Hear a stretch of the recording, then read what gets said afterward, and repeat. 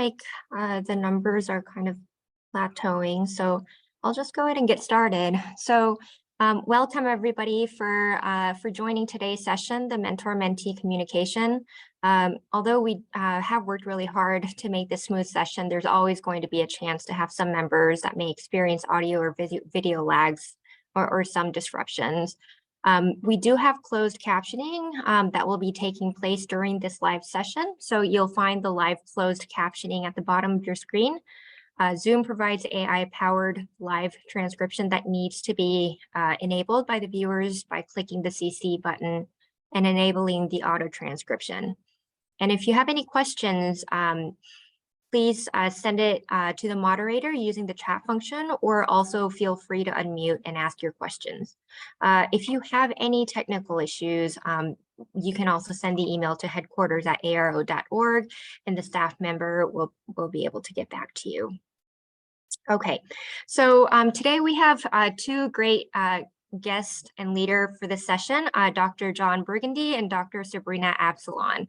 And so I'd like to briefly introduce both of them. So Dr. Sabrina Absalon is an assistant professor at Indiana University School of Medicine. She received her PhD from Sorbonne University in Paris and completed her postdoc at Brigham and Women's Hospital and Boston Children's Hospital.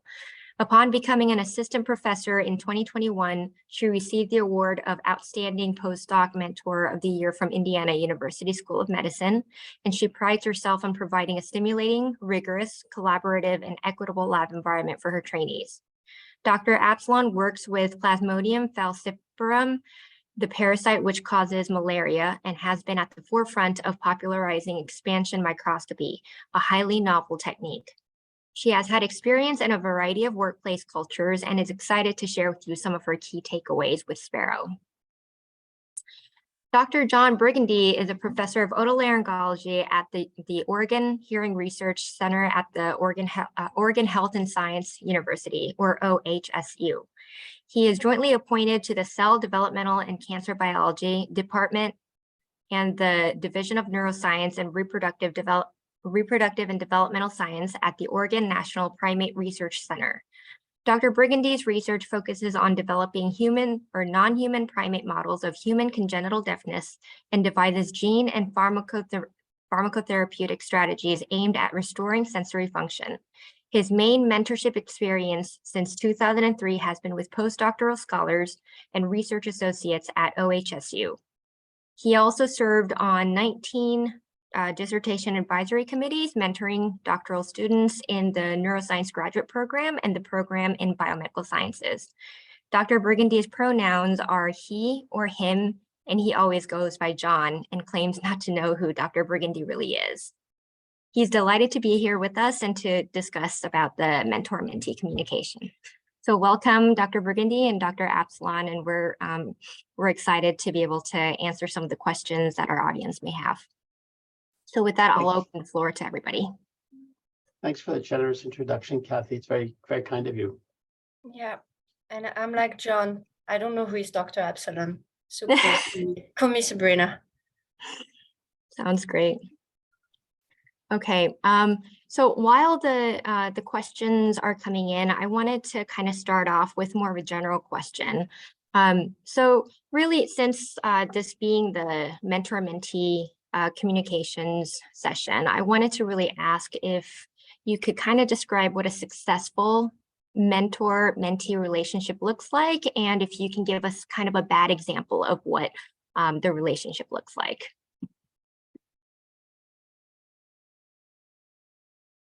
Mama, they can't hear you. Yeah, they can't hear me. I was not talking. So I can start if John is okay with it. A good relationship between, at least the way I do my mentee-mentor relationship, and no matter what, if you're a graduate student or postdoc or any level, I think it's kind of the same. I always start with making sure the person knows my communication style and I know the communication style of my mentee. So there's a test, and I'm happy to send it the link after, that I have done since I'm in grad school. I think I have done 4 times, but randomly, every time people will give me that test. Never changed much, but at least this test for me is really good because it tells you not only your communication style, but your communication style when you stress. And I think that is the most important one you want to know.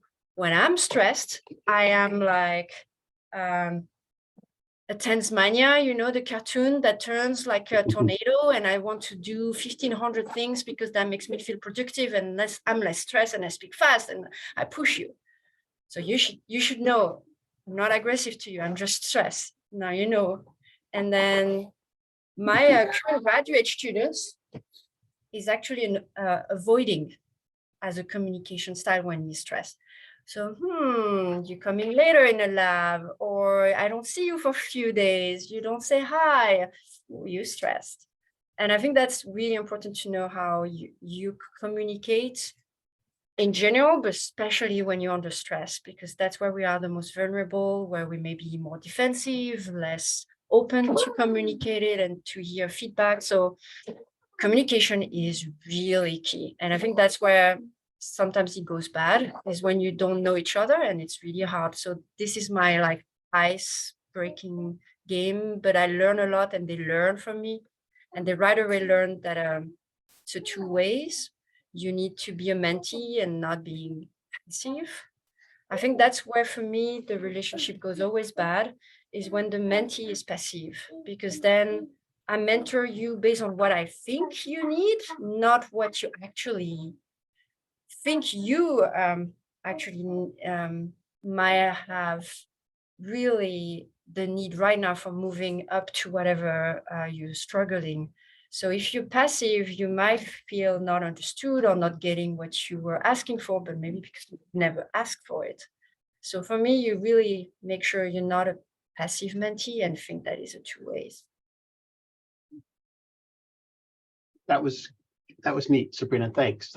I get a sense now for how you do your mentoring. It's great.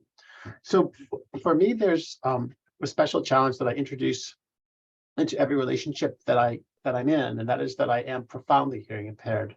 So when I started my professorship, my academic career, I was an assistant professor, and I had moderate hearing loss. And now I'm older, and I have profound hearing loss. So I need to immediately engage an individual in communication that requires a request for accommodation. So I ask them to wear a microphone, or I point a directional microphone at them, which can be whatever they're comfortable with.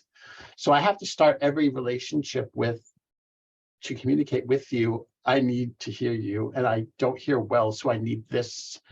And that can be polarizing, that individuals have different responses to technology.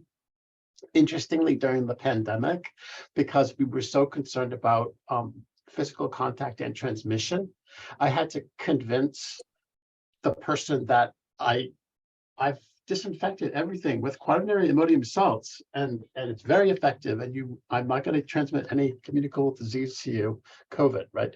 So this was a challenge, but I start with a request for accommodation. 99% of everyone says they're happy to do it. Interesting experience with accommodation. I was interviewing a young person for a position in my laboratory years ago, and they had multiple lip piercings. And I explained that I'm hearing impaired and I need you to wear this microphone. Oh, she said, my piercings are probably going to make it hard for you to read my lips. Let me take them out. And she starts, I guess, disengaging the piercings from her lips so I could hear better. And I said, oh, that's not necessary. The microphone will be enough. But the point is that to be clear to you, that this is a request I need to engage to have a chance to start the mentoring relationship. And then for a good relationship for me is one where I'm listening. So I'm not taking the active role of predicating. I'm listening, and listening is not passive. Listening is work. It's exceedingly hard work to patiently listen and try to understand someone's thoughts, perhaps what they're feeling. and what they seek. So all of my positive relationships have been with strong listening as the start. Second component to a really positive relationship, I think, is acknowledging my biases. So where am I coming from in this relationship? I might be 30 years older than this person who sits in front of me, who's seeking mentorship on a research project or on interpersonal lab relationships or any number of other topics. So I'm different, I'm older, I come from a different generation, and I have my own baggage, as it were. So how in touch am I with my biases? And my biases change as I grow and change as a person. So am I in touch with those biases? And never to lose touch with those. And then finally, the third part of a good relationship is getting feedback from the person that tells me, how are we doing? And that's more listening, but it can be really hard because you think it's going well and you're smacked in the forehead with a comment that says, you've been dismissive the last 2 weeks, or you're distracted, or the quality of your input hasn't been as strong as it has been. So it can be really hard to hear that, but in a good relationship, that's needed. My bad relationships are when I was, I think, a younger, less skilled mentor, and I wasn't listening. I wasn't aware of what my biases were, and I didn't take very well to constructive criticism. So that was just maturational growth that I had to make to be effective. So that's what I want to stop with. So Kathy, can I actually just comment one thing on the wonderful answer from John? And John, let me know if I don't speak loud enough. One thing that I also mentioned right away is my identities, the one you can see and the one you don't see. And I'm not asking you to tell me your identities if you're not, comfortable. Absolutely not. But I will mention right away that you are in a safe place with me. In any level, there's no sexism, homophobia, any type of racism. I acknowledge my unconscious biases. I discuss them. It's an open door if you want to share with me your own unconscious bias, if you're aware of. If you don't know how to look for them, I can help you. But it's also something that I said right away, that I especially care about anti-racism environments and of course not sexism and any type of discrimination. So I'm extremely strong, and it's actually the one reason someone will be leaving my lab in a minute. If someone complain about a behavior that is excluding someone, I validate the victim. We discuss, but there's a big chance you get out. There's no second chance. mhm. Yeah, thank you. Thanks for all that great answers. So I guess to kind of have a follow-up question, do you mind if I call you Sabrina and John? Okay, great. To Sabrina's point is that you've mentioned that mentees shouldn't be passive, but sometimes when the mentors, like you said, are having a bad day and mentees are trying to, be a little bit careful about how to deal with a situation like that. And it's not that they're really trying to be passive, but they also don't want to kind of go beyond, asking a lot of questions, especially when they think that their mentors are having a bad day. How do you navigate that kind of relation, like that kind of, I guess, situation where it seems like the mentee might look like they're having kind of a passive attitude, but also it's not really passive from their standpoint, but when you're not really talking because you think that each other are having a bad day, like how do you kind of go about that kind of situation? So, and that's very difficult because everything is about knowing your mentor or knowing your mentee, right? And that's gonna get better as you build your relationship. But to me, to solve that issue as a mentor, and if the mentor doesn't do, sadly or not sadly, it's part, everyone is not perfect. And so the mentee always needs to tell the mentor or kind of try to teach the mentor what type of mentorship he's looking for. Therefore, you may want to be extremely, I like to be straightforward in every situation. So that my advice with my mentee, that I'm not the mentor, but they ask that question to me, it's to establish a system, right? Being clear of the expectation. So maybe you want to make sure how to communicate with your mentor. If I have a question, can I jump and knock at your door? Or you prefer an email? Or you prefer that I actually take an appointment with you? Because some people are very good at like being spontaneous and jump whenever you have a question. And some people will look too busy and you will then therefore never do that. So, but they will say, oh, but if you have Slack me or email me, I will have, obviously answer your question. So ask how they want to communicate, in what hours, like what is the limit of when I can email you, expect an answer, which software you want me to use, email, Slack. Nowadays, there are so many. There are mentees that DM me on Twitter and I'm fine because we agreed on this. But so maybe ask what type of mechanism of, if you have a question and we don't have an appointment, how can I reach out to you? What is the best system for you? And if the person gives you that system, don't feel then guilty to use it, right? You have to remove that guiltiness of like, oh, I'm bugging that person, there's something else to do. That person agreed to be your mentor. There's a commitment there. So just have your expectation layout and the system in place. And I think you will feel less, guilty. That I think that's my feeling sometimes. For instance, I have a mentor that is paid 10% extra on his income from my institution to be my mentor. And somehow it frees me. I'm like, well, that's his job. So I'm bugging him all the time by emails, right? And he keeps saying, you don't bug me enough. Remove the guilt. If the person committed to be your mentor, and that has been said, I am your mentor, that's when the expectation of that mentorship needs to be also laid out. What type of mentor? Mentoring for what? Mentoring for grant writing, mentoring to find a career. Can't be a mentor for everything. That doesn't exist. You should not. So lay out expectation and how to communicate, and I think you will be less passive. Yeah, I love that answer.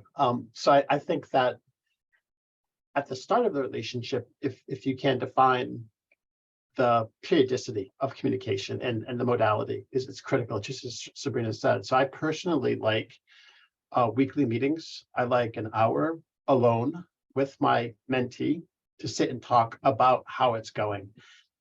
They know that my expectation is that they bring data to discuss problems and successes, or comparisons, what makes sense, what doesn't make sense, where they think they might want to go next.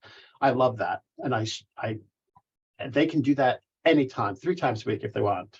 That's just ideal, but at least once a week.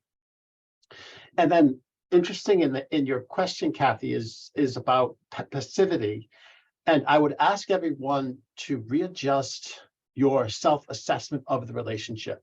In other words, don't judge based on 1 interaction or 2 interactions, but take the month of weekly 1-hour meetings and say, how was the communication this month? So that any oscillations in your schedule, any pressures you're feeling, any pressures that I'm feeling, they kind of like washed over it. But then take a more general and more global assessment of how it's going. And then of course, sharing what you think about how it's going is vital. So what's so critically important for everyone, all the mentees to understand, the young scholars who are with us today, is that as your mentor, I don't need to like what you say. I don't have to, it's not, am I going to make him angry? Am I going to upset him? That's not the question. The question is, how authentically can I communicate what's on my mind? And then he's an adult, just as Sabrina said, I made a commitment to you. I'm invested in you. So I'm going to listen. I'm going to try to respond to that issue that you've raised, that perspective that you've raised. Absolutely, right now. Okay, we are on the precipice of the ARO. I'm reviewing grants. I have to get my talk in by tomorrow for the captioners to go over it. I have a crazy lunch and dinner schedule that I still haven't worked out, too many conflicts. And I'm also needing to submit a couple of sponsor research agreements to an industry sponsor for our research. All of that has to happen like now. And I haven't spoken, it's Thursday. I haven't spoken to Santosh about anything in the lab for the last 4 days. How did I get here? I said to Santosh last week at our 1-hour meeting, Santosh, it's going to hit the fan next week. And it's going to be a bad week. And you're going to get ignored unless you come to my office, pound on the door and say, give me time. And you're welcome to do that. But that's how I was a preemptive strike, knowing that I would be, like Sabrina said, in this, stressful phase, and I'm not my best. So that helps. He feels respected. He acknowledges that I'm going to have to work a little harder to get his attention, and he ultimately respects what I'm trying to do to support the science in the lab. So don't worry about the perception of you in 1 or 2 interactions. Assess yourself over a month of 4 weeks of interaction, and if there's an issue about how the communication is going, articulate that, and do not worry about my feelings. Don't worry about what I think. Just I need to hear it. I need to understand, and then make sure I understand. So qualify what you say. If I don't get it, I'll ask you, it sounds like you're saying this. Is that right? And then you can refine it, and then we'll go from there. That's how I ideally love to deal with that issue. Yeah, I always tell my the people I work with, mentee or not, I have a lot of quality. I can read body language most of the time, but when I'm in a hurry, I might ignore the sign that I read in you because I don't have time to deal with your emotion, right? That can happen too. Or Absolutely. I don't have a crystal ball, and I might thought you think something, but it's the opposite, right? Don't expect me to have magical power that I understand what is going on in your fascinating brain and emotion. I have my own. We all come with our invisible battles. So what I just ask is just to talk. That tell me, just let's talk.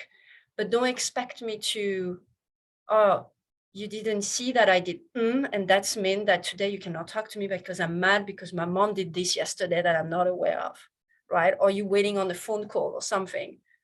So it actually really highly open communication without judgment is key in any relationship, and especially in mentee-mentor relationship. Kathy, I have a question. If I could just jump in real quick. So this is all about communication, and what I'm looking at is Sabrina, who's lovely, and you, who are lovely, both of you. But I would love to see the faces of our other people who have joined us, because it's not so many. It's only about 15 of us total. If you're comfortable sharing a video, it is not required. If you can turn your camera on, if you have a camera, or you're comfortable doing so, I would love to see your faces, but that's not required. But just a request. So thank you.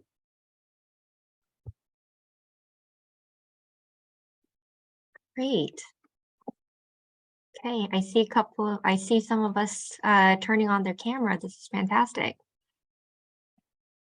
Okay, so I guess my next question is really to kind of address the question of how do we navigate disagreements with mentor? So sometimes disagreements can be dissolved, or I guess like resolved without much of a conflict, and other times disagreements can go a little bit further and can get a little bit of a spiky road. And so I'm wondering if there's a kind of a good way for us to navigate disagreement with our mentors. I think you should do your best for these disagreements to not become a conflict. So in a lot of training for conflict resolutions, they have a slide, and this slide, the schematic is a staircase. And actually, they should put a trampoline, because if you step on one step, because there's a disagreement, I'm telling you, it's a trampoline to go very high and hate each other and be like, "Rrr." So what you want is really step down from that step very quickly. So I prefer to resolve any little things now to not make it something too big. So think about, where is the disagreement coming from? It might be an accumulation of many things, and maybe you should have act very quickly. What you could use to make sure you start with the same expectation or understanding is, I'm sure we're going to talk about this, but there's a very important tool which is named Individual Development Plan, IDP. You should not do it annually. You should do it as many times as you need. It is for you, right? So I do it every 6 months with my people, because I feel like 6 months is nice. If we do lower, we're so busy, it might not really help them. So far, I asked them and they like 6 months. Most of the people do it annually. I found it too long. But the IDP is really a place where it's a dedicated time where you can share what you expect, what the other person expects too, and what you have done. And you become extremely powerful if you really overpassed everything of your commitment you said. Now you're in powerful position with your mentor, if it's your advisor as well, and you want to ask something. So I will say, we are human. We spend more time with maybe the people that we work with than the people we chose to share our life with. And so you really have to work that relationship, and don't let any disagreement. Of course, maybe if you're like me, a little bit Latin, blood, and you can really get high very quickly, then maybe take a time. So once I remember a meeting with my postdoc that you might hear me, that he's playing a bit with my son right now. I could see he was disagreeing with me on something, and it was getting emotional. He was getting red, his white skin. So it was easy for me to read that he was like getting annoyed. And so I was feeling that we were talking to each other and nothing was moving forward. So what I did say is that, you know what, do you mind if I go to the bathroom? I really need a bathroom break. I didn't need a bathroom break, but I felt we needed both of us to step down, breathe a moment, be angry at each other without each other in the room. And then when we came back, we were like, you know what, I have thought of what you said, me too. And you restart a little bit, right? We're all emotional animals. Just give us some space sometimes, but don't give too much space. Right? You don't want to have, angry feelings for too long. Then everything annoys you. So Sabrina, we also do 6-month conversations, and we call them grow conversations. So the implicitly, it's not for the mentee to grow, it's for the mentee and the mentor to grow, is how I tell them this is supposed to go. And we actually write it all out, and so that we can consult what we wrote at month 1, and then look back at it at month 6 and say, what did we grow? Did we change? Did we adapt? So I agree with you, 1 year is far too long. And I think each of us writing components of it to have documented perspectives, right? It's communication. So we have it, and that's essential. That might not be possible for someone in the audience to initiate. They can ask their mentor for that kind of engagement. They can certainly ask for a 6-month evaluative, back and forth, and how am I doing? How is it going? How am I doing as a mentor? So that's certainly possible, but I would not go more than 6 months. 1 year is absolutely far too long.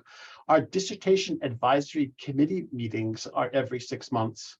And we come down really hard on graduate students who go to 7 or 8 months, because that creep is not good for the committee. We need to know how your work's going. What are the problems? What support do you need? Okay.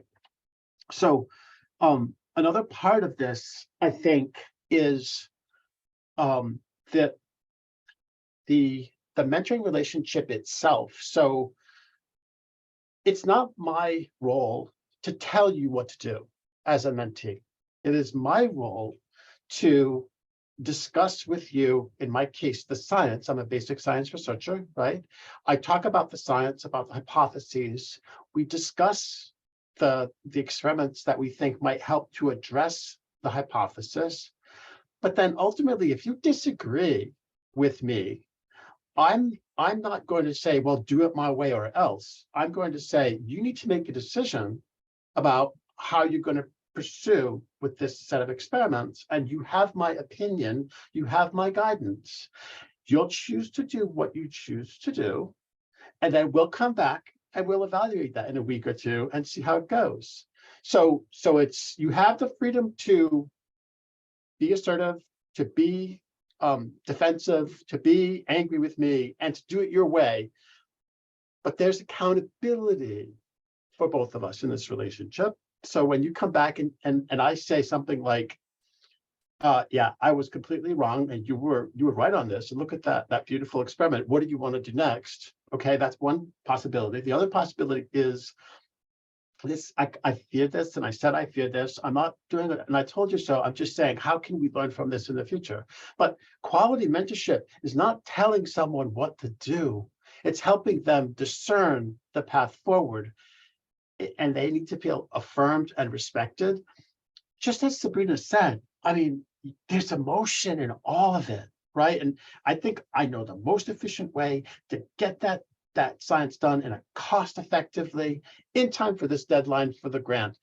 I think I know that, but I can't go to you and say, you know, this is my perspective, you should do it this way. That's not, you're not growing as a scientist, you're not learning as a scientist, not fully.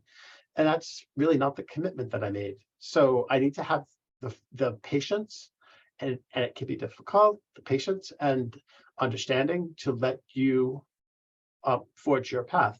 And individuals will do that with greater or lesser effectiveness. And that's just part of who they are. And you have to kind of respect that.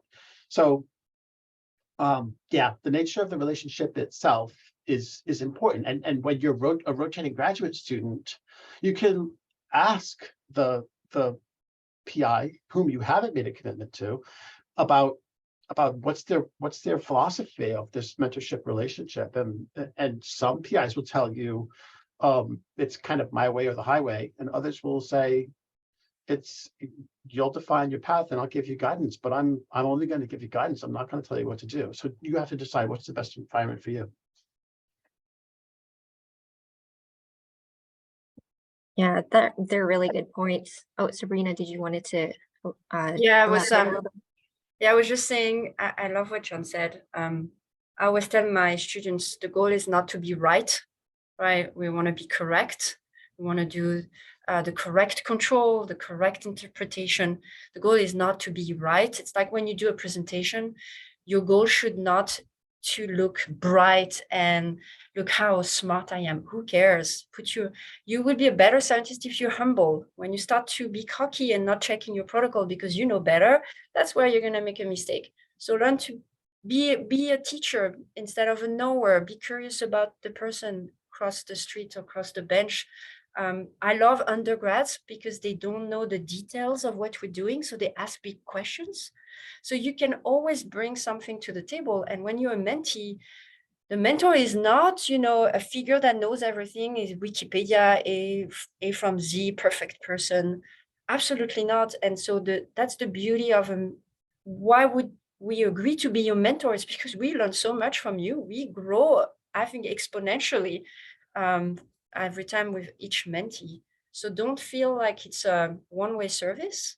And then the thing about expectation, it's especially for authorship. I remember you said that, Kelly, like, oh, you're in a project and suddenly you feel like you're doing more than maybe another colleague. You should maybe ask, if you don't have that, a lab manual in your laboratory. We have 15 pages. I know that sounds a lot, but everything is written there. And so how authorships are decided. And so there is a bylaw that you can start the discussion from.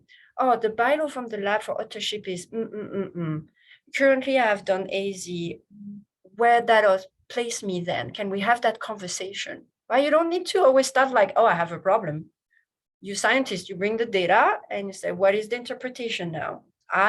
In my opinion, I deserve now, based on my work and the rules to be co-author. What do you think? Be curious, ask questions, put the people, to answer.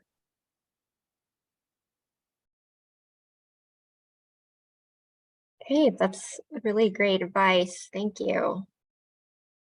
Okay, so I guess kind of a next question. I mean, you have also mentioned the authorship, and I'm wondering, like, sometimes when we do talk about authorships, it's pretty clear, and other times it's a little less clear. So, like, when you have that conversation, do you, I guess, when you approach it, what's the best way to approach kind of talking about authorship with your mentor, especially when it's not always a very kind of clear as to like how the authorship is going to be aligned.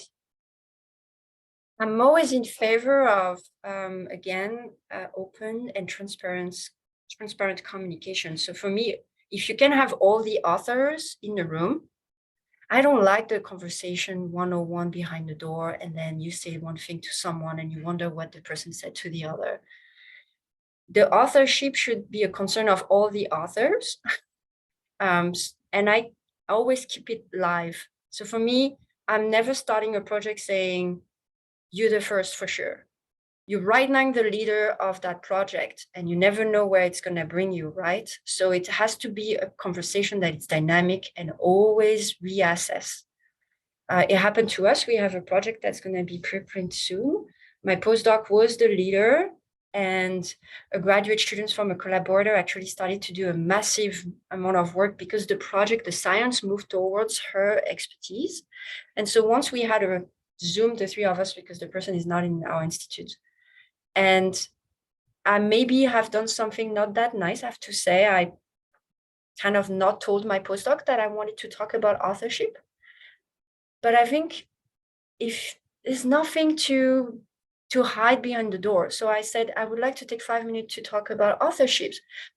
My vision is this and this based on that, and I want to hear everyone's opinion. Can we discuss as a group? And it went very well because actually Anna Carla was a little bit scared to ask to be co-first because she realized that she did a lot. And we were like, well, that's what we wanted to offer. You see, she was scared. She probably made movies in her head for days when we were all prepping to actually offer her to be co-first. So I think if you just lay out that you would like to have a discussion about something, and that is your current opinion, but you're open for feedback, open to hear what everyone else thinks, that's great. And really, I really don't like the 101 closed door. Bring people, and if a PI, and we're not all great mentors or great supervisor in the way we all describe right now, let's not try. If you feel like the person is more authoritarian in that style, sometimes having an audience can help you, right? We all have been kids, and when you want to go to your girlfriend, boyfriend, whatever friend you have house, you want to bring a witness or someone in front of your parents so they feel like obliged to be the good parent to say yes. Well, do the same with your boss, right? Put people in the room so he will behave or they will behave if you feel like sometimes that person is not always, the way you wish. It sounds manipulative, but I think it's also very highly transparent and communicative with everyone. That's my opinion. So I completely agree that authorship discussions need to happen in the planning stages of a project before a single experiment has been done.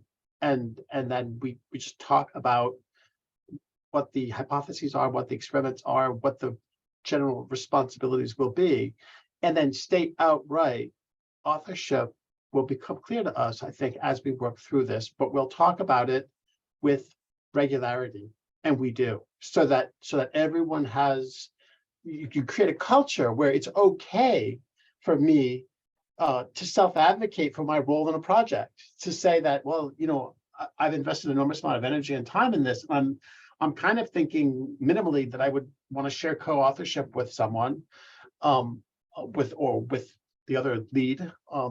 But again, let's see where it goes, because it could take a different turn, as Sabrina said. But it's before the project starts, and then very, very frequently thereafter, so that it becomes culturally a desensitized issue where everyone is able to express their opinions.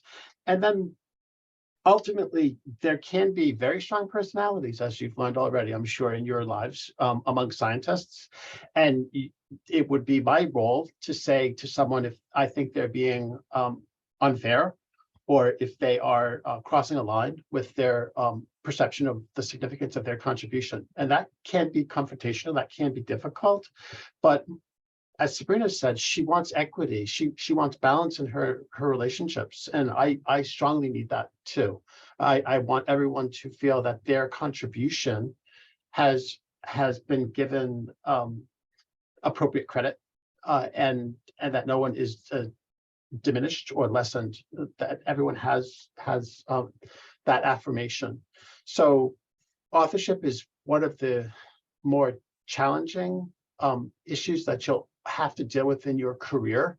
One of the biggest infractions from an ethical standpoint is ghost authorship, where someone is included in a paper and they're put ahead of sometimes the authors who actually did the work, and it's this whole political disastrous thing.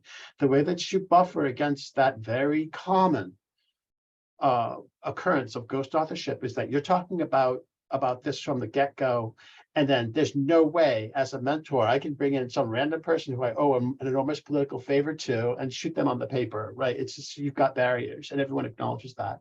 So I can't stress enough, for a graduate student, right, who has their project, then there's a certain implicit ownership they may feel in that project. But again, if it requires the collaboration from 2 or 3 lab members or even other lab members, it needs to be discussed. And that's tricky, right? So if everything's in-house and it's all in my lab, that's one modality. But then you've got collaborators outside of your lab, sometimes international collaborators.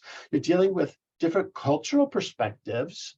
Oh, I assumed that when you asked me to do this, I would be joint first author, right?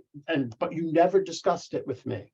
So collaborative offer of collaborative engagement also has to talk about a discussion of authorship. Always, always, always authorship. Because there have been circumstances where my colleagues during graduate school had to share first authorship and they didn't feel it was warranted. And then it came down to who's going to be listed first in the co-first authorship, and it should be me, or it should be, and it just got so painful, so painful. And it could have been avoided if at the start of the collaborative project that the authorships was discussed. So remember, you're never, ever wrong to ask questions and to ask your mentor to, John, share with me what you think about authorship and how we should go about this. Or I agree with Sabrina that these discussions should be group, but it wouldn't be unwelcome to have someone stop in and say, look, I wanted to share something about this authorship on this paper that I didn't want to say yet in front of the group. And then I would listen and I would say, you should share that perspective with everyone. But it's fine to come to me, but I'm going to encourage that be done as a group.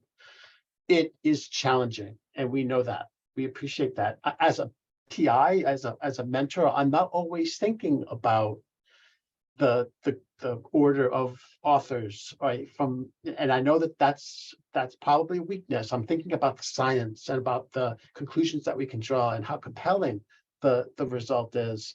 And I maybe lose track of that sometimes, and I shouldn't, but I need the input about that continually, really. So authorship is it's a muscle. You gotta use it often for it to have tone, right? So early and often chat about it. Perfect. One thing, Katie, that you can always. Even Ben has one. Yes. One thing that can save you if you end up into a situation that you ask for an authorship and you did not get it. Most of the journals now, they request that section at the end of the paper where you actually lay out your contribution. And so make sure that this section is true to your contribution. If you wrote the paper, if you did a specific thing, that sadly did not give you the credit in the list of authorship that it should be. At least it's written there. And so when I read the scientific paper, I can judge myself how much your contribution was essential for that study. So if you see that there's a closed door and nothing can be done, don't make enemies, choose your battle and shift your demands towards that section that will never, will be more precise and details. And you can say when you interview, well, as you can see in the contribution of that paper, I was in charge of all the RNA-seq data analysis and everything. It's written, it has been signed, and that saves you a little bit. Okay, that's great. So John, you've mentioned about collaboration. I kind of want to take that a little bit of a step back and ask a question about how, if, for example, a mentee has been performing his or her project and decided that, he or she went to a conference, found this other group, thought that he thought that it was going to be a great collaboration if they had done a collaboration. How would they go about bringing this up to their PI, or whether they would be directly in contact with them? Like, what would be the I guess the more ideal scenario in which this kind of situation is approached? That is a lovely question, and it's important because I think the collaborative science is now becoming more and more common, I think, and that has a way to advance science in ways that we may not be able to do alone. So I think it's beautiful, but it is fraught with challenges, particularly if you're a graduate student or a postdoc and you're concerned about, ownership and getting the credit you deserve for the work you're doing. So it's of course, it's about communication. One example, a colleague of mine had a graduate student who did a beautiful series of experiments. They were writing the paper, but there was one missing in vivo experiment that actually the lab didn't have the expertise to do. It's still a strong paper, but it could have been an even more compelling paper with the in vivo work. She went to a meeting and she presented her work, and someone did exactly what you said. They said, look, it would take us 6 weeks to step in and do this and get you the data and a figure for the paper. And as it turned out, she said, I'm going to email my colleague, my mentor from the meeting. And because she saw the obvious value, the time was beautiful, it was tight, 6 weeks. And then they negotiated this agreement where they would share joint first authorship because that in vivo result was so important. The graduate student who did the bulk of that front piece of the work would be listed first as the co-first author, and the other person would be listed as a second co-first author. And both mentors, because they were senior graduate students, said, this is what they should be doing, like working out the details to present the best possible study. So this was an extraordinarily positive experience. And one might argue that, the effort and energy and the time was so much more the graduate student from OHSU that they should be single first author. But she felt that it was such an essential contribution. The significance of the in vivo work was over the top, and it will change where they submit the paper, a higher profile journal with higher impact. So she thought, no, sharing is the right thing.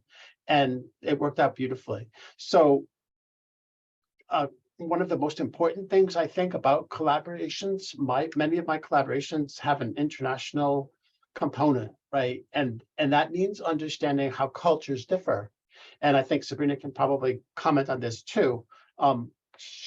Sabrina grew up in Paris, I think is right. So she's from France, and that's different. So I shouldn't go in preloading my relationship with Sabrina with all of my American values and ideals, right? I should be listening to what her perspective is, and it can differ. It can, and assumptions are different, biases are different, and that's the beauty of those collaborations. That you can learn so much more about scientists and how culture influences science. It's not good or bad. It's just you need to be aware of it, and then you can decide: do I really want to go there? Do I want to embrace all of this?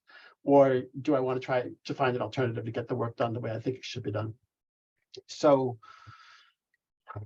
the issue of authorship and the issue of collaborations are two issues that absolutely all of you will be challenged to embrace and to grow with throughout your careers. And just remember, it is never wrong for you to self-advocate for your role in a project. And I'm going to go a step further at the risk of uncovering or sharing some exceedingly strong bias with you, which you can castigate me for. But I am the father of 2 daughters. And I think that young women, I'm laying bare my ugly biases, right? I think that young women need to be supported in self-advocacy, perhaps more than young men in their careers. And I think that there's a lot of signals that young women get from society that are different than what men get. And in my mentoring relationships, I am absolutely sensitive to that dichotomy and that different life experience. Sabrina, you may feel I'm over the line and you should just pound me away at me if you think that's true. But I strongly believe that support needs to be there for young women. And it's something that I've seen very consistently throughout my career. I think it's beginning to change.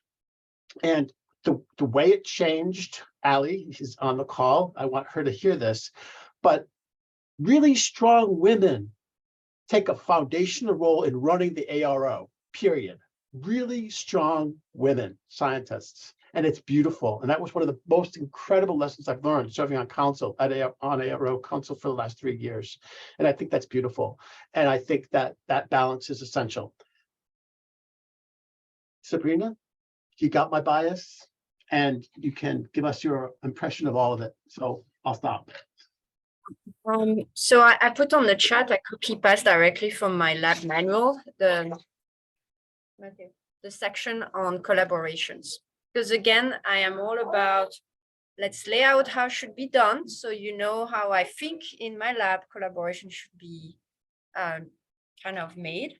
And we did a section for collaboration inside our lab, right? It could be an organic idea between 2 people in our own lab that are starting to collaborate, or a PhD student has his own project, because I try to also make sure there is friendly overlap, but everyone is leading his own project. And suddenly your colleague become more present in your project. You might feel like, that is mine, that's my baby, why are you invading me? Or you're super happy to collaborate with your colleague, but then it has to be, again, making sure how that is working at the dynamic, because I have seen, not in my lab, that sometimes start as a collaborative project between 2 lab members and it become a boss and an employee. And like, what? No, it's not working for you. You're working together, right? So sometimes a misinterpretation of personality trait or behavior can then ruin a very nice relationship you started with. So we made rule for intra-lab collaboration and inter-collaboration outside of the lab, because I love when my lab mates are actually getting their own network, and with their own network bring new stuff to the lab. I don't need to be the forefront and initiating everything, but then I need also to make sure it aligns with the rules of the lab, right? Again, I'm not gonna tell you that everyone is lovely and kissing bear everywhere. There are sharks in my field and I don't want to work with them, and my student might not know them. So I want to make sure we do collaboration with people we share values, core values of our work and ethic. And I'm not here to badmouth my colleagues. So I will be like, oh, it's interesting that X proposed to do this. Why don't we talk more when we get back from the conference? I will tell you my thoughts. We can lay out how this collaboration can work or not. I will tell you my reservation and my excitement, and we discuss. But I'm not here to tell you no. But I want you also to learn how to be careful when you say to someone, I'm going to do something for you. You committed your time. Is it free? Is it granted by a grant? Okay, no money. So it's your time. It's our money then. Are you sure you have an authorship? When? In 10 years? Or there's a paper that's going to get out in 2 months? How much of your time, how much that time is going to contribute to the question? I want to protect my people when they are too generous, then I don't want them to be eaten by people less, because sometimes people think that what you will do for them takes 5 minutes. It never takes 5 minutes. So let me close the door. Sabrina, I have a question. It happened to my postdoc that he engaged a collaboration, and now he's like, oh, I don't have time to do this now. I feel bad. I said I will do. So you need to learn as well how to actually organize a project, and it's a leadership skill that a collaborative project can help you without too bad consequences. So I like collaboration. I want to ask a quick question on expectations for collaborations. Yes. So would you then expect a member of your lab to be free to establish an intra-lab collaboration, but an extra lab collaboration would go through you first? Is that how you frame it, or not necessarily? I like, we will make it formally after we discuss. So you can start informally discussion, and I want to be aware of it. We assess if it's like a lot of time commitment. If I feel that it's not too much time commitment and I can see the engagement of the person and the joy, I let them do it. If my opinion as someone more mature, like I can see that's going to seek your time, I know how much work it's going to be, and I don't see a lot of return and credit for you, then I want to protect my person. And I said, let's make it formal. Let's have an email running, and I want to be in that email. So I involve myself when I feel that I need to protect my person or protect the lab, but more for a protecting way. Like it happened for my postdoc, because he's so generous like me. I do that same mistake. And I was like, Ben, if you do this, you realize how much work it's going to be. It's going to be this, it's weeks. And you have all those things that you agree you will do for the lab and for other things. Can you take a moment to think how realistic it is for you to collaborate? Can you then make a plan and tell that person, okay, I'm happy to help, but it's going to be the timeline. Are you comfortable with that timeline? Right? Just make sure the expectation. I think it's so fun. I love collaboration. I have too many, by the way, and most of them are women, John. It's true. It's easier somehow. Women, we feel more equal on the collaborative project. Then when there's a guy, I always feel like I'm lower in the way they communicate with me. And somehow I have more collaboration with other women scientists or minoritized, actually male scientists. I realized somehow it was not a choice, but it just happened. I think it was just organic. We feel safe, which is sad to say. And I agree with John, it's changing. It's really changing. But my champion collaborators, when they are professors, are most of the time strong professors that are women, that they really want to help the next generation of women scientists. I'm really lucky for that. So it's true, John, I agree. It's changing, but as women navigating a male workplace, it is really easier to collaborate with women or minoritized male scientists that face the same challenges, are different, but they also face the challenge to be a minority in science. I want to jump in and just say for my own lab, intra-lab collaborations between one another, you work it out, and then you talk to me about what you've decided. That's lovely. I would not be comfortable with a lab member of mine initiating a collaboration with an external lab without my knowing about what they're planning to do in advance. I would be a little anxious about that, because for the reasons you say, are they overcommitting time and effort? Are they going to get something out of it that's commensurate with the energy dedicated? Yeah. And that they may not always be thinking about. And we need to protect as well. Yes. So I let them having their informal conversation at whatever corner of the conference, but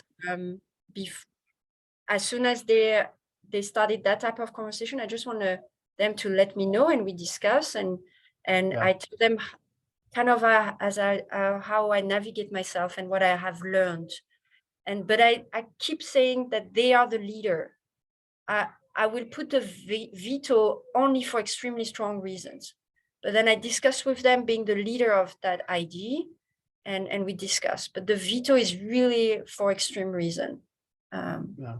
I think I was lucky so far that most of the people are really amazing, but it happens. So I'm not sure if you saw Jarnell's Oh, comment, no, but not yet. this is something I've read it, Jarnell, so I'm going to jump in and then Go ahead. yeah. So I think that the way that I would handle that is that I need to be the kind of young scholar, young scientist who self-advocates. And I would have to say, ask for a meeting, or in my weekly meeting with my mentor, I would say, help me understand this decision so that, I was formative in generating the data for this project. And I gave the project its foundation, but it's being steered in a direction that's away from me. And that makes me anxious. So I need you to help me understand how you arrived at this decision. So put it on me, the mentor, to explain to you the decisions that I've made. And if I approach you aggressively or in a domineering way or in some just closed way, then that's my bias and that's my poor treatment of you. And my recommendation would be to think deeply about the kind of environment you want to train in, and absolutely be open to another mentorship opportunity. If you're too invested in the relationship and you're a graduate student, you can bring it up with your committee. Our dissertation advisory committees are dedicated first and foremost to you, your development as a scientist, your development as a person. We protect you. That's my single only commitment. Is when I take a DAC appointment, I say, I'm going to advocate for this graduate student. And I have been in situations, I kid you not, where I have been toe-to-toe with 4 other members of the DAC saying, none of you is giving this person what they're asking for. And I just point blank challenge them. I'm the most, probably, I'm sought after often, but probably the least appreciated by my colleagues in terms of being on a dissertation advisory committee, because I'm a pain in the ass, absolutely. Because I'm advocating for this person, and you're all career scientists, and there's an imbalance that's happening in this relationship, and I need to advocate for them. The DAC is an opportunity for you to articulate, and if you can't reach consensus with your mentor about a critical issue like this, you can bring it to the DAC and say, I've asked for some better understanding of the decisions that are being made. I think that this is my work, and I want to build on it, and I don't feel I'm being given the opportunity to do that. And then see the support that you get from the different members of the committee. If I'm on the committee, I'm going to say, you know what, I totally agree with you, and I'm not sure, Dave, why you're doing it this way. And just that's their job, right? They made a commitment to you, and you're raising a valid point, and I want to hear the rationale. I want to hear the justification, and then that's not fair. Isn't an uncommon phrase for me during a DAC committee. It's advocacy. Your committee may not be that way. Your committee may be loaded with all of Dave's friends, and you may not have that balance. You have to judge, to some extent, likely outcomes. But the recommendation is self-advocacy is totally appropriate. Respectful self-advocacy is demanded under the circumstances. Don't say, why did you do this? You say, help me understand the decision. It's a non-threatening, accusatory posture. So I want to share just one thing before Sabrina jumps in on this. And when I started my academic career, I joined an associate's degree in nursing program in Northeast Ohio at Walsh College, because I thought that I was going to go into a medical track with my life. And in that course, in that associate's degree in nursing course, there was one class, and it was called effective modes of interpersonal communication. That was the course, the whole entire one semester course with a textbook this thick in case studies that nurses would engage with one another, with the nursing hierarchy, with patients, with doctors, with administrators. And it was all role playing. Every single week you role play different circumstances that you had to communicate in different ways. And it was an extraordinary experience. I thought when I started the course, this is madness. How could you possibly dedicate this much time to communication? The single most important thing I learned from the associate's degree in nursing program, which I did not complete, was effective modes of interpersonal communication and how essential it is to being an effective professional. This, Jarnell, is all about effective communication, right? And it's okay to ask your mentor to help you understand something. It's okay to say, I'm thinking that this isn't fair to me, and I would prefer to see this go in a different direction. So you can say, if you think it's not fair to me, and here's the solution I offer. Don't just say this isn't fair and I'm angry and I walk out. Offer me your alternative solution, and that I can respond to. That's substantive. It's probably creative, Jarnell, and it's worthy of respect, even if I decide to knock it down. So those would be my recommendations. But effective modes of interpersonal communication, it was a life-changing experience for me. Absolutely life-changing. So and when I got this invitation to serve on this little information session, I was delighted, absolutely delighted. So Sabrina, sorry. Thank you, John, for sharing your experience and recommendations.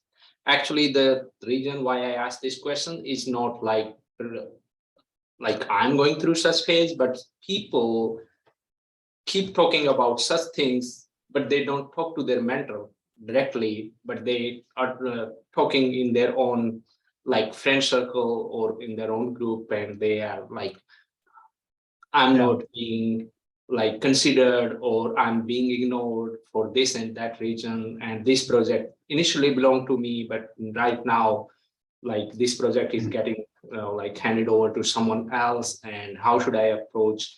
So particularly like people keep complaining rather than resolving their questions or whatever they are going through with their own boss or the mentors. That's why I asked this question. Yeah. Thank you. Yeah, and that context makes perfect sense now. And honestly, all of the issues that Sabrina and I are talking about positive and negative mentorship experiences are at the core of this, right? So if that individual who's experiencing this has the frequent communication, has the expectations down, has a modality to disagree and to forge independence, then this whole discussion would be far easier for them to embrace. But if that infrastructure, right, that communication infrastructure wasn't built into the relationship from the start, or the mentor is a brilliant scientist but a bad communicator and you just have to suck it up, well, that was a decision that you made to accept that mentorship, right? And you're kind of responsible for that. And that person, maybe you shouldn't be expected to change, but you knew when you went into it what you were getting. So yeah, you raised an excellent issue, but again, so many of these issues, like you reached a complaining stage where someone's just whining and bitching about how badly they're being treated. That's saying, you know what, that relationship had communication cracks and fissures and breakdowns a lot earlier, and it's harder now to address the solution. I think the person needs to try, and I would say the person probably needs a sensitive, informed colleague and friend to be there for them as they go through this. And it's not easy.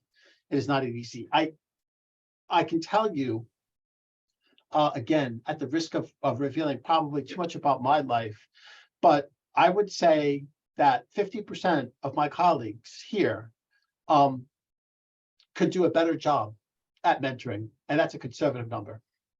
And I'm that, I don't have a lot of friends, my friend. I'm like, dude, you got to do this better. This is what this person is saying to you, and you're not hearing them. And I'm in their face all the time because that's being authentic for me. And I'm their friend, and that's a commitment. So I'm being a friend to you. So here's what I think about what's going on with that person in your lab, because they came to me. So it's not so hard to say what you think and feel. You are vulnerable, you are putting yourself at risk. But if you're in a relationship where the person is committed to you, I think having that trust is essential. You may find that it isn't what you thought it could be, and that you either need to make a change or need to endure this to get through. But hopefully it isn't, you don't experience that, and you get reciprocity, and you get some grow, and you get some resolution. Sorry, Sabrina. Matteo, bonjour, ça va? He got hurt, so he was crying a little bit. Can I say something to my friends? You okay? So Janelle, it's funny, you remind me of a situation that happened to me that I completely forgot. When I was on my second postdoc at Boston Children's Hospital, I had an amazing mentor. I still collaborate with him, but he was a bad communicator. Sorry about this. He was a very bad communicator of his feelings. Just to let you know how much we love each other, when I left, we cried the entire day. But we had a postdoc that was not that successful in the lab, and he wanted to help. And one day he said, Sabrina, do you mind to give this project that you've been working on to him? And that was my favorite. And I was like heartbroken. And I said nothing, and I just left because it was time to go home, and kind of like mungo all night. And was like, I don't believe Jeff done that. I worked my ass off. It's my project. I built it from scratch. It's my own ideas. I actually wanted to take it with me from my own lab. How he can do that to me, because the other guy cannot do nothing, like, and then, you know, get angry and like, how he can do this to me.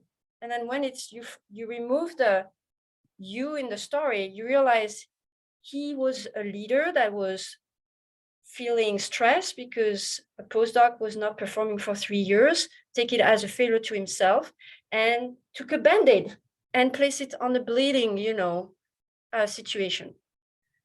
I think all night of what I will say to him. So my strategy was like, I'm going to show him how wrong he was to offer this, but I'm going to come with an alternative. There was a project, I didn't want to keep working on it. And I knew he would have all the skills, the other postdoc, to do it. So my strategy was like, I'm going to tell you how I felt and how you were wrong doing this, because it's for you an opportunity as a leader to learn. But I'm going to offer you a solution because I can see you must be desperate to offer this as a solution. And actually the next day he came to me right away saying hi and say, Sabrina, I'm so sorry. How can I actually ask you this last night?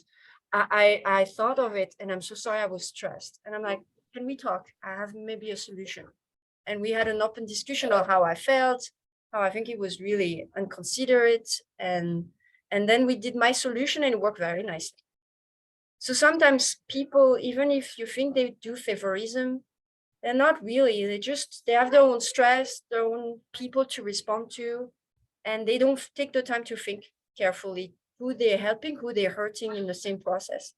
And so just come, as John said, be curious, be like, I just don't understand your process. By doing this, this will happen, and I feel this way, and it is the history of that project. Could we discuss and find an alternative solution where everyone wins? Because I feel like I'm losing here. And it's kind of unfair. Right? If you kind of say, hey, can we all brainstorm together? You'd shift the mind of someone. Now we're a team. We're thinking of together. I'm here to help you. I don't think this first suggestion is the good one. I think we can come up with something better. You're not alone in your problem. I'm gonna be here with you, but careful that your solution doesn't become my problem, because it's gonna be a new problem to you, dealing with my unhappiness, right? sometimes, again, try to switch from confrontation. Again, it's a communication style. My communication style is collaborative. So I don't really, I'm not very good at confronting. I'd be assertive for myself. I always go for collaborative, but I think it's sometimes easier when you don't have power, when the balance of power is not equal. I feel like it's easy to go with a collaborative spirit. I personally feel like some like people who are like in the early stage of their career and who are particularly working with like someone who is like very big shot in the scientific society, and they feel so much power difference, like either they don't speak, or if they speak, like after carrying that frustration for 6 months or a year or something like that, then they fight with boss. That happens like most of the time, like either they get kicked out of the lab, or they are like in a bad shape after that, after having such conversations. So I think it's the problem with the like conversation style that needs to be improved. So Jarnell, your comment makes me think about something that I started doing about 6 or 7 years ago in my weekly meetings with lab members. And the question that I ask at the end of every meeting is, how have I pissed you off this week? Right? How have I upset you? How have I angered you? You know, what are we okay? Right? And I try to come up with a different way of saying it every week. So how have I pissed you off? When did you want to throw something at me? Or, you know, just make it light of it in a way, but then you'll be amazed at what comes out of that. Like they feel like, yeah, I could share what he's asking. So, you know, when you were 15 minutes late for this appointment, that upset me because I had to do this Bradford assay and get this loaded and get this done, and the bus leaves then, and you know, you weren't sensitive to my needs, right? So that's important to be able to just have a culture in or in the lab in general, where interpersonally people can say, you know, this is my need, and this is what I need from you, and can you meet that need? And to have that kind of open dialogue between them is critical, but then with me as well. So if you strip down all those barriers, right, then you don't have something that's festering for 6 months and it doesn't get resolved and it doesn't get addressed. That's less likely to happen because they have the opportunity every single day if they want, or every week, certainly privately, to approach that issue and share it and get it out there. And they know there's no retribution, there's no judgment, right? And that Sabrina made that point several times. It's not about our judging or making a determination. It's just about finding a good place to that enables you to do really very productive science, and then get the accomplishment of publishing well, and then that's critical. That's currency for your career, and that's I think what we want. So appreciate the comment very much. Thank you, John and Sabrina, for elaborating on this question and for your recommendations. Thank you. Great. There's actually another question in the chat. Ahmed asked the question, what are the important criteria in choosing a mentor from your own point of view? So I was telling actually Ahmed by DM that for me, the relationship you will have with your mentor, it can turn as intimate as your patient-therapist relationship, right? You need to be sure you can be vulnerable with that person. Can you have hard conversation? Do you feel that you can really say what you think? If at any moment you try to educate that mentor that there are things or comments that you did not appreciate and they come back and come back and come back, I feel like you're not, especially because you are grad students, or again, this balance of power is not equal. I will retain you on trying to teach them how to be a good mentor next time. walk away from that relationship, keep good connection, leave happy, you know, and in good relationship, and go find a better mentor. There's no need for you to engage into hard conflict and make enemies. What I tell to my undergrads, because they don't stay for a long time, either people remember you greatly or they even forgot you were there, but they should never remember bad thing about you. Because somehow the human brain is really good at maintaining those memories. And then they will see your name, it's like, oh no, I remember that kid. He was awful in my lab. Don't take him. It was 20 years ago. Who cares, right? So never bad impression. Either they forgot you were there or they had good memories. So if you have a bad mentor for XYZ reason, stop that relationship. That person is probably busy and happy to not have you in his office back, and find someone better, but don't try to, I'm going to tell you what you did wrong and I'm going to tell you your piece of truth in your face. That's not going to do any good, because maybe the person is not ready yet to have this self-assessment, and you can say things and the person, if he's not ready to receive that information, you will not do anything with, right? We all have been in this situation when your friend told you, why are you doing this? Don't do it. And you're like, well, no, I'm fine. And then 6 months later, it's like, oh, I should have listened. Yeah, you were not emotionally ready to listen to the advice. And so the mentor is no different. So just step away. But a good mentor should always be the one that doesn't believe that your first answer is the right one. So there is a really good book. I will advise you to read it. It's small, I promise. It's called The Coaching Habit. And the title is, and I read it because I can't remember, it's Say Less, Ask More, and Change the Way You Lead Forever. And they have 7 questions that a mentor should always use, in my opinion, but the mentee can do. It's like, first question is, what is in your mind? What else? You pushing, because the first answer is always the easy one, right? You don't want everything is good. Sure, sure. And then what is the real challenge here for you? What do you really want from me? How can I help? If you're saying yes to this, what do you think you need to say no to?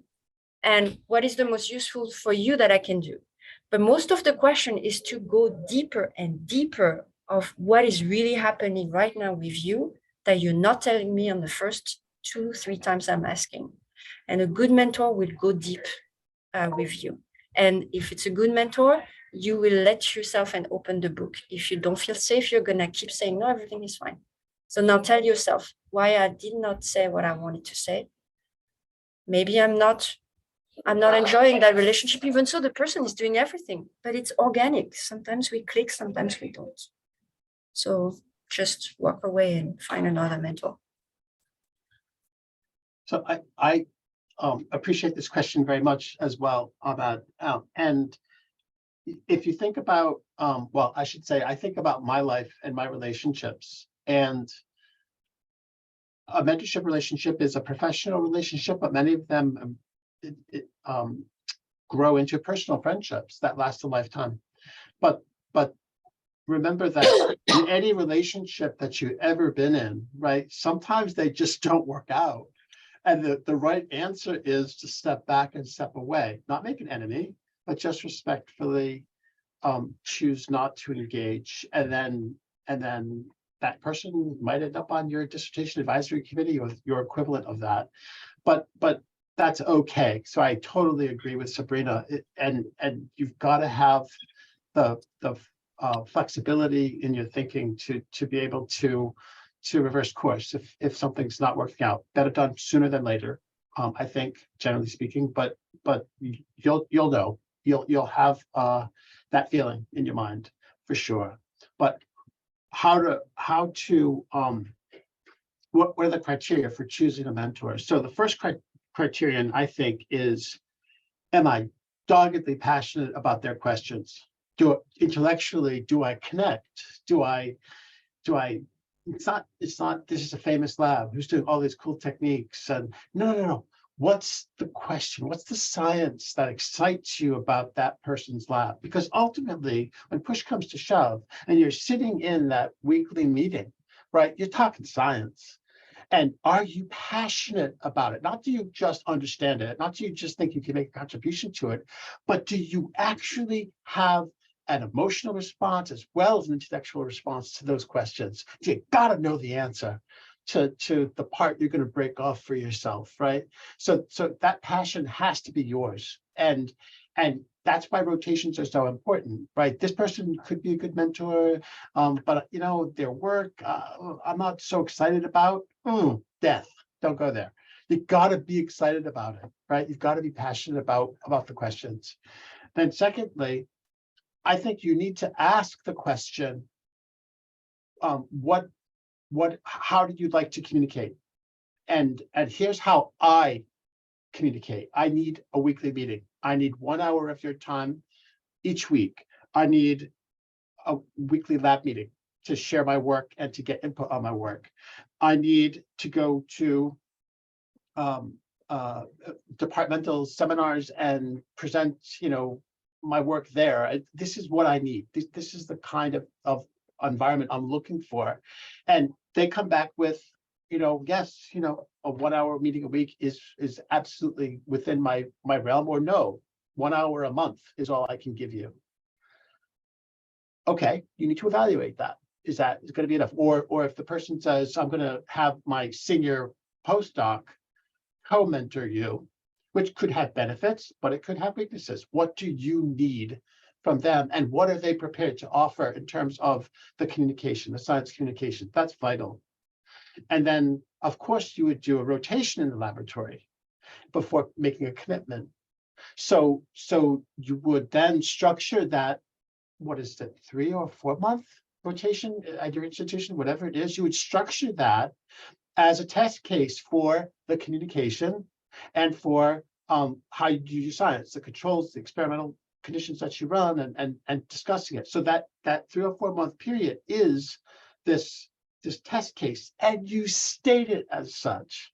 I think the rotation will be ideal for me to be able to assess whether I can grow here. I can grow as a scientist here. That's all okay, right? But just articulating precisely what you need in the relationship in terms of communication, science communication, and how that rotation could play a formative role in helping you assess that is critical. And then the question I always love to get is, what if I really upset you and you're angry with me, or there's a disagreement? How do you resolve conflicts? If Sabrina touched on this earlier, how do we get past problems? Because I'm not a person who's going to run around, sulking or angry, because that's a waste of my energy and life's too beautiful. So I'm going to do good science, and I need support in doing that because I'm learning, but I'm going to say things straight up. And then, is that welcomed? Is that appropriate? Do you respond to that, or is that just going to create conflict? And like Sabrina says, if there's tension and conflict, go somewhere else. You don't need it. The reason this is such a great question for me is that my daughter is just started a neurobiology program at Duke University, and she's going through all these questions. Like she's got this person who mentors this way, and this dual PI mentorship plan, right? If you join that, make that commitment, and how would that work? And so she's just swarmed by these urgent questions about mentorship and how to choose the right lab, and she feels the pressure of the world to make this right choice, when in fact she needs to take a step back and breathe. And then what science is she most passionate about? Is the mentor adopt a communication strategy that meshes with her needs? And if there's conflict, does she have a way out? Does she know how she can engage a successful strategy to reach a resolution? And that's what I think is good for you too. I think would be a really wonderful starting point for choosing the right mentor. And then what Sabrina said is absolutely true. It might not work out. And hopefully you would know that at the end of your rotation, right? You'd know that that's probably not the right environment for you. And that's beautiful. That's great. You're there to learn, right? We were put here for the learning, in my opinion. We were put here for the learning, and you're learning. And that's part of your unique doctoral experience or postdoctoral experience. It's beautiful. I want to add 3 points that resonate with you, John. First, you don't need more than a month to know if you're going to work well with someone. Come on, right? Even a week. Let's say a month. Then don't tell yourself you're so special that is very toxic lab that everyone told you it's toxic, it would be different for you. You're so special. You can, turn everyone different. Maybe think twice before thinking you're so special that it's going to be different for you when it has been for 20 years this way, right? Maybe think twice. And then when you discuss with your mentor a mentoring style, maybe ask the mentor, can he evolve? Like, right? If I feel like what I'm asking you right now, it's what I feel that I need now, but maybe in 3 months, I'm going to change my mind, or I'm just not going to need that much.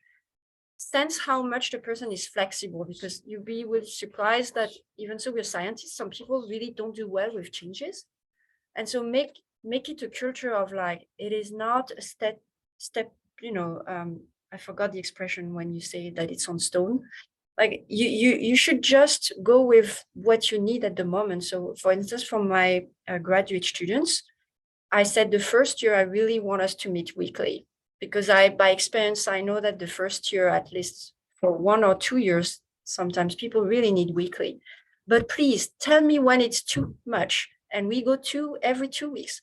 Those meetings are for you. So if it's not working well for you, we discuss it. But so if you can think of like a protocol that you always optimized, right? Think of your relationship as something with moving, with you changing and your mentor learning. So if a system that you placed worked at the beginning, don't hesitate to change it, right? So feedback, always. I want to touch on a point, Kathy, that was made earlier in the chat by Sabrina about mentorship and having a second mentor, that's a primary mentor, and then second mentor. I think in constructing your advisory committee, your dissertation advisory committee, you should be thinking about, it should be very self-focused, right? How can John's participation, how can Sabrina's participation on my committee benefit me? It might be my growth scientifically, and it might be that technical input, it might be just creativity of their science. It could be any number of things, but you should ask that very self-focused, not who's famous or who's accomplished, or that's all crap. What matters most is what very precise, specific skill or perspective or framework that person offers you that will help you when push comes to shove. I would say if you have 5 people on your committee, right, your primary mentor and 4 others, probably 1, maybe 2 of those other people will actually become exceedingly informative and trusting mentors. But I would go a step further and say, it is ideal for you to have somebody outside of your neighborhood be a mentor. So someone who's not associated with your department or your institute or your own political dynamics of that world, but someone who's in another department, who's aware but not part of it, who's not vested, who doesn't care about the politics, and can give you an opinion or offer a perspective that might not be tainted by all of the academic machinations that are swirling around your own world. So that's another important strategy. You would be surprised, I think, to learn how many mentors, how many faculty, when approached in that way, look, you're out of my world, I know your science, I respect the science you do, and I would care for an opinion about this specific issue. You would be amazed at how receptive PIs can be about that, because you're just asking for what my experience can help you. How can I benefit you? And that's beautiful. That's a beautiful thing. It shows me that you're growing scientifically and you are welcoming input from diverse sources. This is exactly what we want to encourage and foster. So that's a great point that Kathy affirmed and Sabrina made about multiple mentors. It's vital. And you can be creative in your mentoring setting. With Zoom, I'm actually a mentor of a postdoc in Canada. So we meet monthly for an hour on Wednesday for my lunchtime. I think for her it's 11 a.m. And we don't need to be even in the same country or same physical, city. So don't hesitate to If you think that you met someone amazing at the conference and you clicked, oh, but that person is like on the West Coast and I'm on the East Coast, or I'm in Midwest, maybe that person is open for a 20 minutes chat on Zoom, you know, when you need. You never know. Yeah, I'm and not- just to add, oh, go ahead. No, go right ahead, please. Oh, and just to kind of add on to that, spARO actually does have a mentorship program as well. And so it kind of matches you with a mentor and a mentee that, you know, say a mentee is interested in, for example, becoming, or like, let's say it's a mentee that had just started a postdoc and wants to become a faculty, then the mentorship program will kind of look into what your needs are and match with a mentor who is kind of who just become a faculty, obtained a faculty position at a university, or like some level where the match could actually help the mentee as well. And so I've actually been a member of this as well, and I think it's been a really great experience. And don't forget peer mentoring as well. Peer mentoring is one of the best.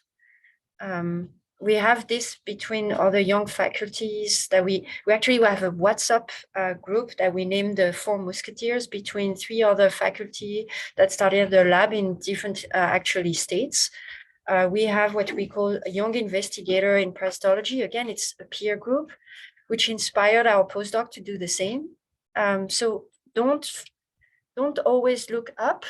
Peer mentoring is amazing, and your mom, your siblings, your cousin, your friends are your mentor too. So when you take an Excel file and you type the name of your mentor, it's a good exercise.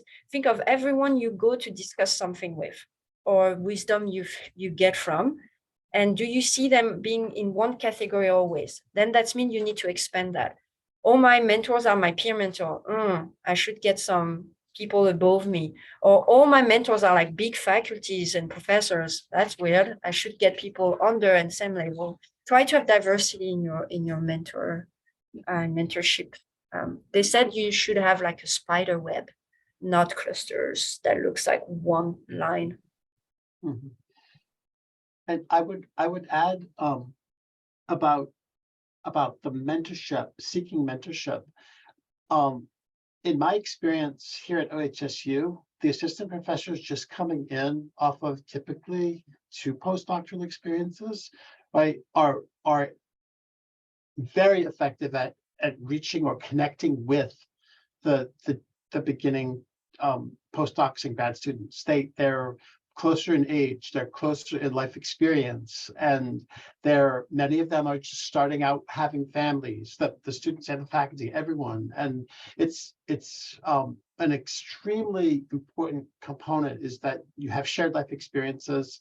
It might be easier than approaching me, for example, for sure. It's natural, and that's good.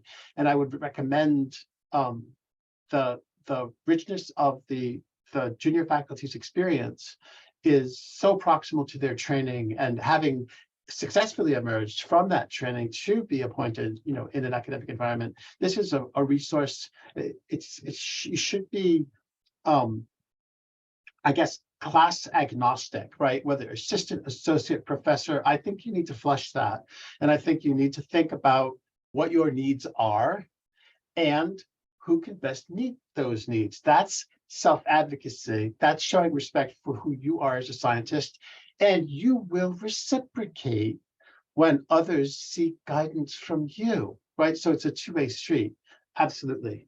And then one point I wanted to make absolutely essential. So we've been at this for 1 hour and 40 minutes together, and no one has told a knockdown, drag out joke that makes all of us laugh.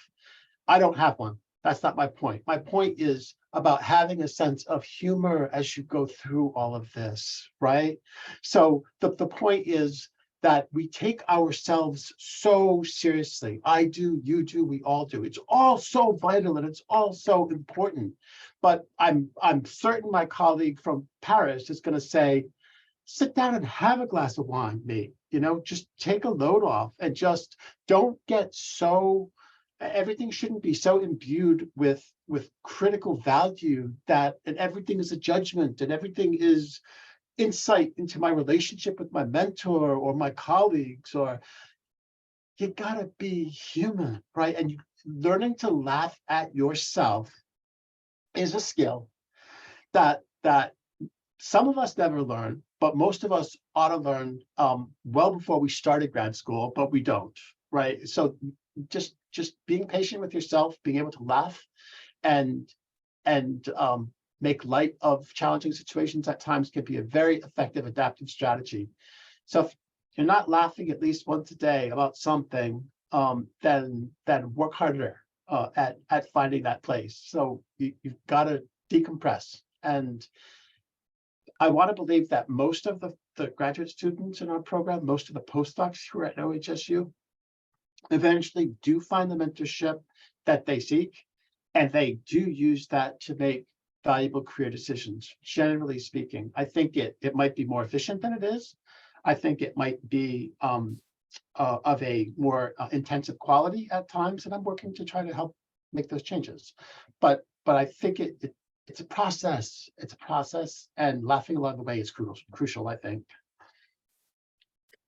And one thing that I want to make you realize I don't know if I still qualify as an early career. I think I started 3 years ago. It's a really lonely place. You were a postdoc where you were having fun with all the students and the research tech and everyone. You were in the core of that lab, and then suddenly now you isolated in your office, and people stop talking when you enter in the room because you're the boss. It's very lonely. So honestly, I love all my mentees. I have many of them that are not in my lab, but we meet. I have Ivana tomorrow at 9, actually. Thanks to them, I have like coffee break and talk with friends, and then lunch sometimes with them. I always use my lunchtime because we're so busy with meetings, and then it's very informal, and so they feel less, that power of being behind a desk. But honestly, I'm making friends, and it's kind of nice to have human connection because it's so lonely. So honestly, yeah, reach out to the young assistant professor because we feel alone. And you will help us to understand the system. Adnan was a grad student I met when I arrived, and he taught me about the graduate program here, gave me all the tips, and yeah, if you need to have this done, you go to that person, and then it was so valuable. So you will also give us a favor. So I wanted to remove the guilt of not looking and seeking for mentors. And then what I put in the chat is true. Don't give the power to someone else to validate who you are and what you're capable of, right? You do that. We all do that. Like, oh, if John thinks my presentation is amazing, it is amazing. No, it's great if he thinks it's amazing, but it's just John's opinion, right? Don't put people on a pedestal. Don't give the power of validation. Do your self-assessment. Ask for feedback. Have your own goals. My goal is to do this, and go for people that wants to push you to go even further. But don't give anyone the power of validation. It's going to make you sad. Okay, you should be proud of what you want to achieve. And I think that point I want to just affirm with that Sabrina is making, that you need to have a belief in yourself and in your identity as a person and as a scientist to be able to say, this is my expectation of me. I've met that expectation, and that's affirming and validating, and that's all internal. And if you're seeking the approbation of others, it is a slippery slope, because you're putting yourself in someone else's hands, and this is not something that is wise long term, for sure. I think if it's centered internally, that's critical. You may have colleagues that you respect and trust to affirm, say, this was beautifully done, and that's wonderful. But ultimately, you wouldn't want to say, well, your approbation means nothing to me. It's only what I think that matters. You wouldn't say that, right? You wouldn't want to be a jerk, but definitely it should be self-focused and self-centered. And our system is not structured that way, right? We're structured to, as a grad student, earn the high regard of our mentor and our committee. And then as a postdoc, it's to earn the approbation of our mentor. And then as a junior faculty member, it's my chairperson and it's my other senior faculty and on and on and on. It's hierarchical. And I think you need to try to grow to a point where you can strip yourself from that. I think it's an essential point that we try to internalize, and it's not easy because we were taught otherwise. So it's just a tangent, but one of the beautiful things that Montessori education gives is it's a different perspective than traditional American public school, for example. And Montessori says, you don't come to school and do this, this, and this, and then we evaluate you. They come in, the child comes to school and they say, follow the child. The guide follows the child. The child predicates what their interests are, and they focus on a task. They might do the same task for 3 days straight in the classroom, but the child is learning. They're following their interests. They're following their passion. And you never, in a Montessori environment, say, good job. The vision is the work itself is the joy. The work itself is the affirmation. So it's affirmation is all internal. It's the work that you do. So it's an incredible framework for education. And it's exactly this perspective that Sabrina is talking about in terms of not giving away that power. So it's very interesting point. Very interesting point. John, do you want to comment on Hamad's question about how you can actually approach someone to get mentorship feedback from that person or start a mentorship relationship? Let's say you met at a conference. How would you then go next? So I'm trying to follow the strand here. So how to ask others for mentoring? You mean, Ahmad, do you mean just you're in a laboratory and you seek additional mentorship, the second person? Is that what you mean?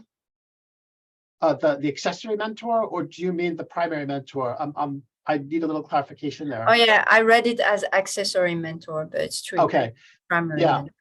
So my recommendation there is to spend some time alone, thinking about what do you need, and where am I at, what needs are being met in my current framework, my current relationships, but what's the missing need? And I had a graduate student recently come up to me and said, rumor has it that you'll drink coffee with anyone. True. And he said, I'd like to meet quarterly, every 3 months or so for coffee. And you're not my mentor or on my DAC, but rumor has it you'll sit and drink and that you'll listen. And I was impressed. And I said, absolutely. So it was just a matter of this person saying, I would like to be with you. I would like time with you. They ultimately came back with what's missing from my current relationship is the frequency of higher tier intellectual input on my project. I get reflexive, well, did you do this? Did you do that? But not a broader perspective of where I'm headed. And the person felt anxious about this and they were sharing that anxiety. So the need was, how do I approach my mentor to try to change this? And ultimately it came down to overcommitment on the part of the mentor, not being able to give the time. That was how this ultimately got resolved, that the mentor dropped subcommittee work and realized the issue and changed, which was beautiful. But the original point, Ahmed, was that they reached out because they had a need, and the need was a very specific problem. There might not be a problem. You just may want some person that you respect to give you input. So you say that to them, ask for a meeting, get together and say, I've read about your science. I it's brilliant. I love reading about your science and the work that you do. I would be delighted if we could just get together with some regularity and just talk about science, and maybe I could get your input on some things as they develop. But I have no pressing agenda right now. Would you advise even to not request a regularity meeting right away? Because sometimes you have an idea of someone and then you meet once and you're like, oh, actually, I'm good with just one meeting. And then you already kind of sell yourself for a certain, commitment. Would you advise to just ask like at least one meeting, and then how this meeting goes, you can request, be okay to redo this in 3 months, but not engaging right away if you don't know well the person? Sure, makes sense. But also, my thinking is, your needs will change during graduate school or during your postdoctoral training. And what I was able to help with at one point in your life, your professional life, I might not be as equipped to help you with later. So that it's okay to transition away from one person, but then adopt someone else, right? It's all about asking yourself, what do you need scientifically to grow and to be the most effective at what you're trying to achieve? And we understand that because we do it too, right? We're all deeply aware of how we change as scientists and how our needs change. So give us some credit for understanding what you're going through, and then you assert what you need. And hi, Mateo, that will work out best for everyone.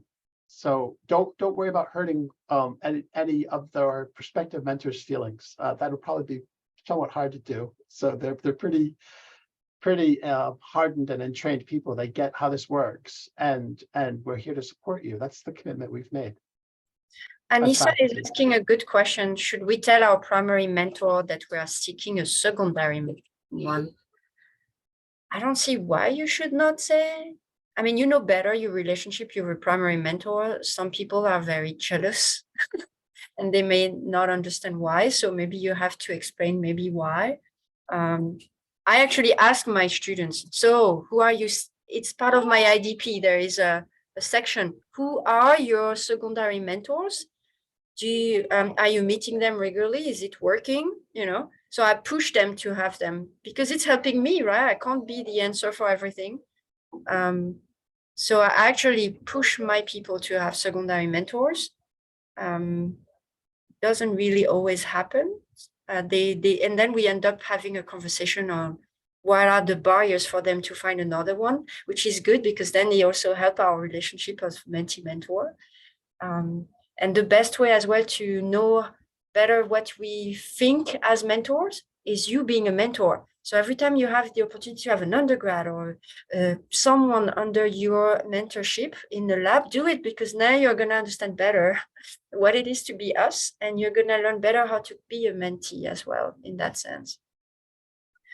But I don't know, would you hide it, John? Would you not say to your PI that you're seeking mentorship outside? I don't know, why would you hide it? No, I absolutely would not hide it. I would just tell me in our meeting. I would say, look, I'm the grad student says, or the postdoc says, I seek supportive mentorship or more diverse mentorship, and I'm approaching these 3 people, or I approach this person and they're receptive, so I'm going to do it. And I'd be like, wonderful. It's not something that I need to approve or mediate or be involved with. I'm here to support your ability to grow and develop as a scientist, and I'm not here to control you. I'm here to provide advice. I'm here to provide guidance that you seek, and I welcome your own. You're taking your own initiative. I had a quick question for Kathy, because Kathy, you said that you took part in a accessory mentoring relationship, and I'm not sure how open you could be about it, but was it directive on your part that there was a specific need that you were hoping to have met, or was it more of just having diversity of mentorship was a positive for you? Was there something strategic in the way that you embraced that opportunity? So I am a 3.5 year, or I guess I'm on my 4th year of my postdoctoral fellowship. And Oh, I see. so I had actually reached out to multiple mentors. And so the mentorship that I was telling you about earlier, this through the spARO mentorship was there to kind of guide me career-wise, to get me, I guess, to kind of discuss about like how to kind of navigate myself to become a PI. And so like, for example, writing a K-99, for example, I guess like because that mentor was also, she had just gotten her lab at the time that we started the mentorship. And so it was really great for her to tell me, like at the beginning, like my projects aren't working, like how do I navigate this, like this hardship in the lab where, I can't really seem to find a working project. And like, as we moved along, we kind of started talking about, okay, the project's working now, like, you got to start thinking about like formulating your, for example, a K-99 committee. And so, so we've eventually kind of talked a lot about that. And then when it came to writing my K-99, I had like reached out to a lot of about 4 mentors who could also be my committee as well. And so that committee and the mentor within that committee was specific for my K-99 application. And then on top of that, I have another mentor that is scientifically related to my project from a different university. And so so that mentor is also involved in more scientific advancement of my project. And so like I've kind of realized the importance of mentorship, and also my primary mentor is very, she's very, like she puts a lot of importance in mentoring as well. And so like she's been telling me a lot about like the importance of mentorship and how I should approach them. And so I think it's great to have multiple mentors to kind of supplement different parts of your career and where you want to go. So Thank you. That helps a lot. Thank you.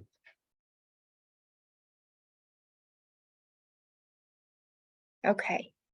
So we are reaching the end of 2 hours. It's been a fantastic discussion with Sabrina and John. Thank you so much for being here and all the really great and valuable discussions and answers to to a lot of our questions. And I think this is going to be recorded, so people who weren't able to make it can also come and visit this recording as well. And so I just really want to say thank you so much for Sabrina and John for being here today, and thank you everybody for like all of your questions as well. So I think with that, I think I'd like to close. And so thank you again, and I hope everybody have a great rest of your day. Thanks. Appreciate being Bye, here. everyone. It was nice Hope to to meet see- you all. Nice to meet you as well. No apologies for Mateo's background. That was essential background, the stuff of life. So brilliant. Hope to was see you all at Aero. Bye. Yes. Bye.